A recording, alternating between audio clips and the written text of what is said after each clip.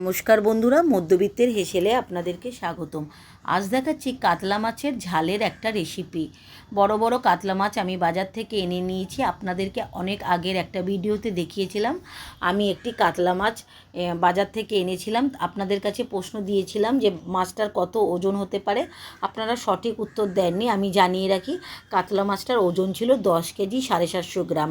কাতলা মাছটা বাজার থেকে এনে আমি বেশ ভালো করে ধুয়ে নিয়েছি, যতক্ষণ না কাতলা মাছটা পুরো ফকফকে ধোয়া হয়ে যাচ্ছে।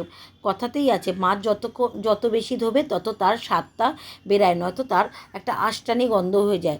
কাতলা মাছটা ভালো করে ধোয়ার পরে আমি ম্যারিনেট করে আলাদাভাবে এক জায়গায় রেখে দেবো। তার মধ্যে দিয়ে দিচ্ছি বেশ কিছুটা ভিনিগার, 1 চামচের মতন ভিনিগার, আর দেবো নুন আর হলুদ দিয়ে আমি কাতলা মাছটাকে ম্যারিনেট করে রেখে দিচ্ছি। কাতলা মাছটা ম্যারিনেট করা হয়ে গেলে আমি এদিকে ফ্রাই প্যানটা বসিয়ে দেবো গরম হতে। ফ্রাই প্যান গরম হয়ে গেলে আমি তাতে তেল আর শুকনো লঙ্কা দিয়ে দিচ্ছি। দেখো কত সুন্দর কাতলা মাছে নুন হলুদ আর অল্প একটু ভিনিগার দিয়েছি, তাহলে গন্ধ কম হয়।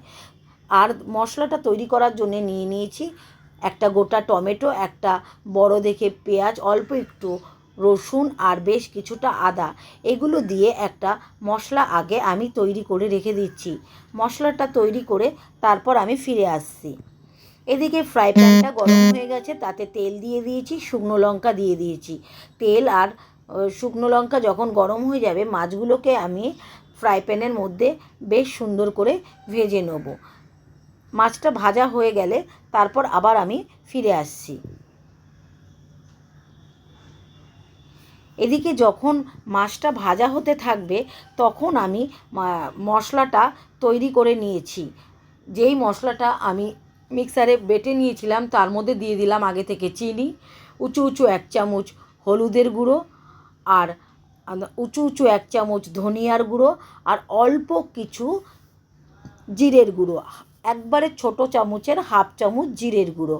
এগুলো দিয়ে ব্যাটারটা আমি ভালো করে পেস্ট করে আলু ভেজে নিয়েছিলাম, অল্প একটু আলু দিয়ে বাড়াবো বলে তার মধ্যে মশলাটা দিয়ে দিচ্ছি।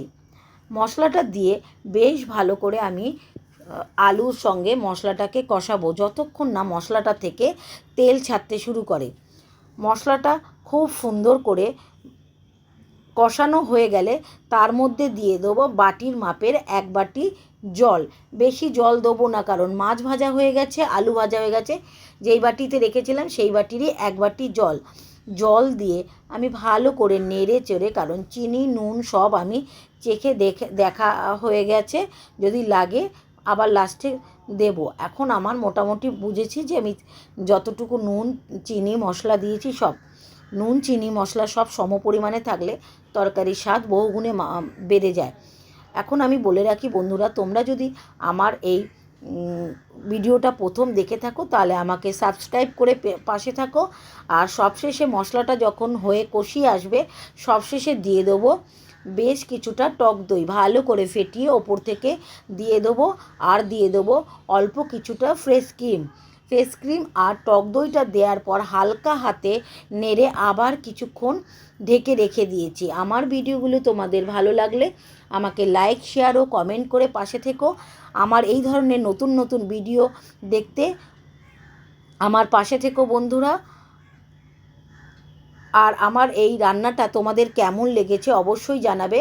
আমি দেখাতে ভুলে গেছি, অল্প একটু নুন কম হয়েছিল মনে হয়েছিল, আমি সবশেষে আমি অল্প একটু নুন দিয়ে দিয়েছি।